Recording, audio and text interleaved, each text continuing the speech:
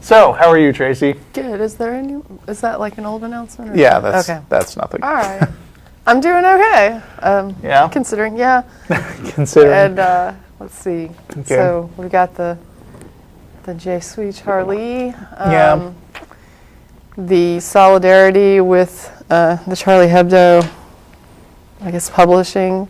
Yeah, if you're listening to this, like, a few months after we broadcast it, we are on the weekend right after a number of people in an office at a satirical news publication in France were shot by a bunch of Muslim terrorists who killed like 11 people, I think it is. It's like 11 or 12, yeah. They drew some cartoons and they were killed by religious extremists, and we're very much supportive of their free speech rights. Exactly. And upset about religious extremists wrecking people's lives. Yeah, nonviolent expression of opinion never justifies violence. There's a violent response to a nonviolent expression of opinion is never justified. Right. There's never a nonviolent expression of opinion does not justify violence, but that doesn't happen. It's just, it doesn't justify violence. There is no but. Once you add on the but, you're pretty much just saying that it's okay to kill people for expressing opinions that you don't like or that someone else doesn't like, and that's not okay.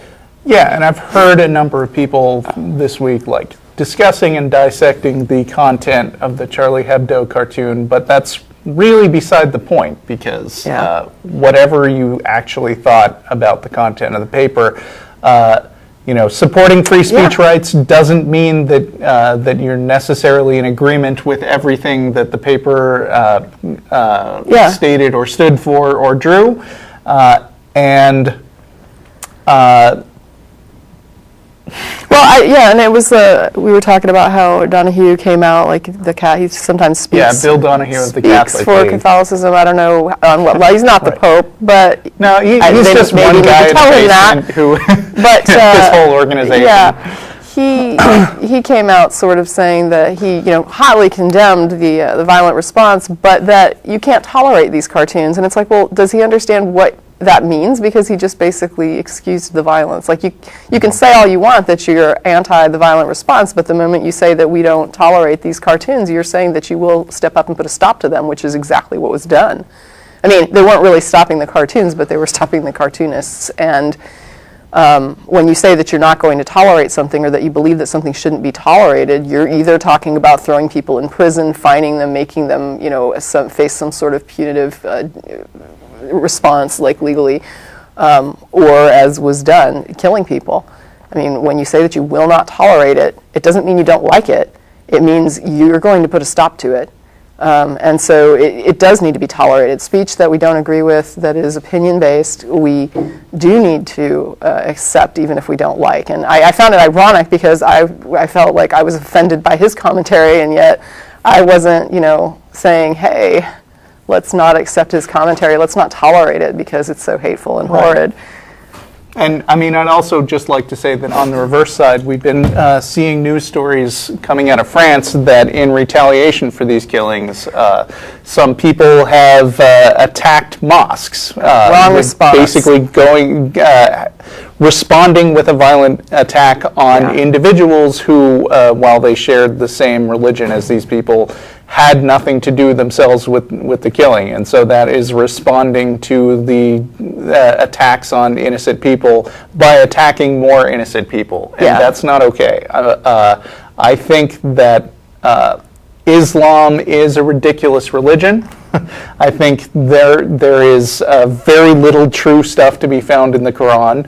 And I also think that Muslims have their free speech rights as much as Charlie Hebdo do, and there is no excuse for this group of extremists who went on an attack. The proper response, if they were offended by the content of the cartoons, would be more satire.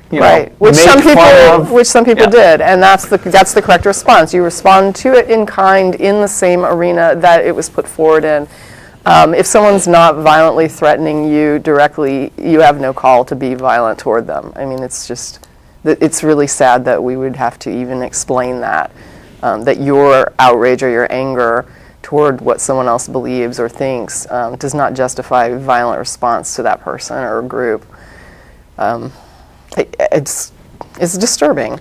It's disturbing that this has to be done. So what they did was the I Am Charlie, and it was in response to the killings. It was their way. Immediately, France, came up and expressed their solidarity. A lot of them were holding up pens, and I think one of the best cartoons that I saw, or the one that impacted me the most, anyway. There were so many that were, I think, well done.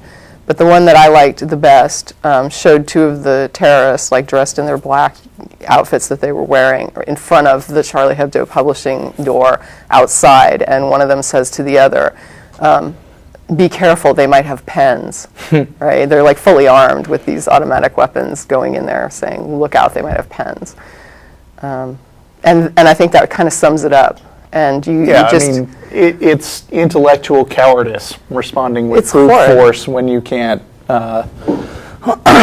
it's just really, When you can't really, respond with words. it's globally unacceptable. You Right. you have to learn how to respond to things in ways that if you don't like the opinion, you express that. You don't say it in a way that's violent. You can use whatever media you want that is nonviolent. There's like artistic medias, there is verbal media, there is V-blogs. There's all kinds of ways to express yourself and respond to something like that if you don't agree with it. And you can even respond with like vehemence and anger in your voice and however you want to explain it. But to get violent with someone who's just not violently threatening you, there is no excuse. That is the intolerable thing. Right. Okay.